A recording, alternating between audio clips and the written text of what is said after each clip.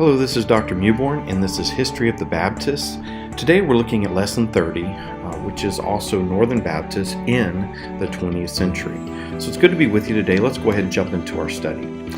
I wanted to show you right from the start a timeline to show you where a lot of things are falling on at these different times, at these different dates. And so we see some things going back to 1521 with the Anabaptists. Of course, we see just kind of moving to the right there on that yellow line, 1609, you have the First Baptist Church started with John Smith. Then branching off of that, we can look down to the 1820s, you see the Adventists or the Seventh-day Adventists. Then 1845, you see the Southern Baptist Convention. Then 1907, you see the Northern Baptist Convention launching at that place. Now, what was happening is there was a lot of movement within the Baptist Church. There was a lot of exciting things. There was a lot of revivals taking place. There was a lot of growth in school systems, education, things like that. And actually Baptists, they started taking on bigger and more influential roles throughout history, or for what we'd say is American history. And so what we're going to look at today is focusing more on what happened in the Northern Baptist realm during the 1900s. So let's go ahead and jump into that. We talked about this man last time, Walter Rauschenbusch, from 1861 to 1918. Here is a picture of him on the right-hand side, pastor and theologian in New York. He linked Christianity to emerging theories of democratic socialism, which he believed would lead to equality and a just society. He believed strongly the kingdom of God. That was an emphasis that he made in his teachings, a focus on the kingdom of God. It's not a matter of getting individuals to heaven, but of transforming the life on earth into the harmony of heaven. And so he was a true proponent of the social gospel. And another person that would fall into this realm as well was Charles Sheldon. He wrote the book In His Steps. Also, this is where we get the phrase, what would Jesus do? WWJD. He's a minister in the city of Topeka, Kansas. 1897, In His Steps was created or written. To be a Christian, he argued one needed to walk in Jesus' footsteps, or do as Jesus would have done or would do. What would Jesus do became a central theme of the social gospel movement. Also, Ohio minister Washington Gladden called the movement social salvation. The concept emphasized that religion's fundamental purpose was to create systemic changes in American political structures. And so this movement that was taking place, that was truly entrenched with theology, called the social gospel, it became not just something that was in the background. It actually came to the foreground of a big movement that affected many people in America. And it not only reached into the world of the church world, but it actually got into the realm of politics. And you see this push coming from Walter Rauschenbusch. You see this also coming from other guys like Gladden and from Sheldon. And it made its way into some prominent figures throughout history. And so it's unique when you start seeing what these people were actually accomplishing. It was very unique for America at the time. Now, with that in mind, because those guys were the late 1800s leading into the early 1900s, what happens is Northern Baptists were prospering during this time. They saw a great almost like resurgence. They saw this excitement, and the Northern Baptists were just were taking off in this realm of influence and leadership. Baptist schools in the North were growing at this time as well. The graduates received roles in American life and politics, and so now you're getting people at the highest level in secular leadership. And then also there was roles in Christian leadership and advancement at that time as well. I just want to show you real quick. I've got a couple of different pictures I'll show you as we go through, but this is a seal of the Northern Baptist Convention, a seal there based on 1910, even though it started in 1907. I've got kind of a picture there, which is really unique and really neat. But it was formed in 1907. It brought the societies for missions and education under one umbrella for the first time in history for the Northern Baptists, and that was a really, really big deal for them. Men such as Augustus Strong, William Newton Clark, and Walter Rauschenbusch spearheaded the Northern Baptist movement. You see here in this building on May 16th, 17th, 1907, the Northern Baptist Convention was formed, and Honorable Charles Evans Hughes elected its first president. This Calvary Baptist Church in Washington, D.C., very unique time because of who was involved in this. And so this truly was, it was a showstopper for many people, not just where it was in D.C., but who was involved. And so as we kind of go through this lesson, you'll see more and more about why that's so unique. So May 17th, 1907, the Northern Baptist Convention was organized at Calvary Baptist Church in Washington, D.C. A general meeting of all Baptist societies was called, and the American Baptist Home Mission Society, the American Baptist Publication Society, and the American Baptist Foreign Mission Society responded. They formed a voluntary organization named the Northern Baptist Convention. And you see this based on the site American Baptist Historical Society. And so I just wanted to show you a picture here, kind of the minutes that are held for the meeting, May 16th, 17th, 1907, and the cover there for that. Pretty amazing. All right, as we continue on, Northern Baptists in the ecumenical movement, what was taking place, many of the Baptist churches connected with Northern Baptists were unaware of the connections with unrelated ministries that were taking place. The acceptance of doctrinal differences in the North led to compromise and syncretization of beliefs within the Northern Baptist Convention. Some Northerners pushed that evangelism should evolve into social action.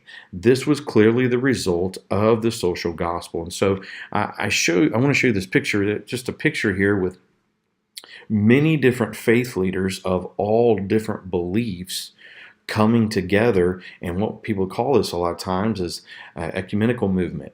This is this idea they're all coming together, they can all synchronize their ideas and their thoughts and putting those things together and bringing out the greater good. And sometimes you might see a bumper sticker that says they coexist. But the idea of ecumenicalism is really just people dumbing down their beliefs by accepting others. And it's not that anybody's going to still keep their beliefs. It's that everybody's got to change their beliefs to be able to make this happen. And that's a very difficult thing to look at. And so the Northern Baptists were trying to do this, and they have tried to do this for years. But what has happened is that you become so accepting of so many different things that you really don't stand on any one true thing.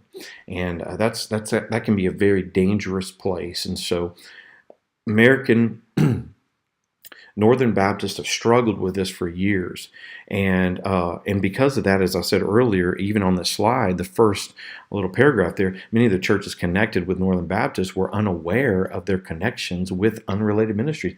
They weren't even aware that they were a part of things.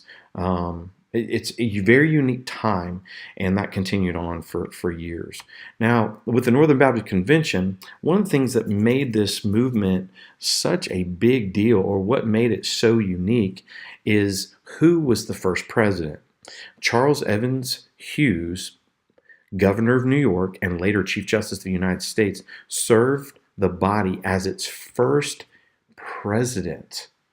That is so unique. This man was extremely powerful. This man was extremely well known, and now he is this Baptist that is not just involved in church world, but he is definitely involved as an influential figure in politics in a major way.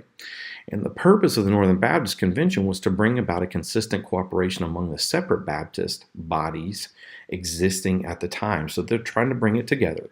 These had contributed to establishing many schools for freedom in the South after the American Civil War, as well as working on issues of health and welfare, and they will continue to do that. Just here's a picture of Charles Evans Hughes, very stately looking man there, strong looking man. And so he was so unique in launching a lot of these things, fighting for things such as religious freedom, freedom from religion, freedom of religion, and such a big proponent and a helper within the political scene. Very, very interesting person to study. American Baptist Convention, the name of the convention was changed. So it changed from Northern Baptist Convention to American Baptist Convention in 1950, and we also call it ABC. It operated under the name until 1972. The ABC was characterized from 1950 to 1966 with annual resolutions at its conventions having to do with the civil rights movement and race relations. This is a modern picture here, but it's the same idea. That the American Baptist, which started out as Northern Baptist, the whole focus, or a lot of the focus, was turned to how can we bring together people. How can we help with things like civil rights movement? How can we help with things like social issues and social justices or injustices? How can we fight those things? And so that was a big deal. And so American Baptist and the civil rights movement was big, and it has been big since their start, the way they started. All right. As we continue on, American Baptist Churches became the new name, ABC USA, started in 1972, headquarters in Valley Forge, Pennsylvania. The organization's varying theological and mission emphases may be found among its congregations, including modernist, charismatic, and evangelical orientations. In consideration of Christ's call to worldwide ministry, Acts 1:8, American Baptists always have been actively engaged in ecumenical ministry, both locally and in such bodies as the National Council of Churches of Christ, World Council of Churches, and Baptist World Alliance. And so you see this is who they are. This is the way that they think. It's more of an inclusive mindset, bringing all different types of people together for a good cause. And so that was a lot of what they were trying to do. It's interesting when you think about this. Can that be a bad thing, or is that a bad thing? And I think you have to be very careful when you start aligning yourself with people groups that you do not truly agree with. And when you start aligning with them, then you start adopting their, or compromising your belief systems and start adopting theirs, and that's what happens naturally. So that started. American Baptist Church started in 1972. Let me share with you. I found this kind of the new rules for the American Baptist Churches USA, and this is how they were started and kind of created, and what makes them who they are, and why they kind of changed it to American Baptist Churches. Why does that matter? Let's look at this with me. A general board was composed of duly elected representatives from geographically designated districts. 3/4 of those representatives would be elected by the American Baptist regional bodies. 1/4 would be elected as at-large representatives, or in the official terminology, nationally nominated representatives. These representatives would be chosen so as to provide the necessary balance among the representatives in respect of racial, ethnic inclusiveness, geographic area, age, gender, desirable skills. And so what they're trying to do is they're trying to have representatives from different people groups, and a lot of these will be elected so that everybody from all churches, different types of churches, would be represented with the American Baptist conventions and within their people group, or within their what they call the ABC of USA. And so that's what we're talking about here. Amazing, fascinating stuff when we're looking at Baptist history, and so that gets us to the end of today. Hope you've enjoyed the lesson today. Let's continue on our studies, and we'll talk to you soon. Bye-bye.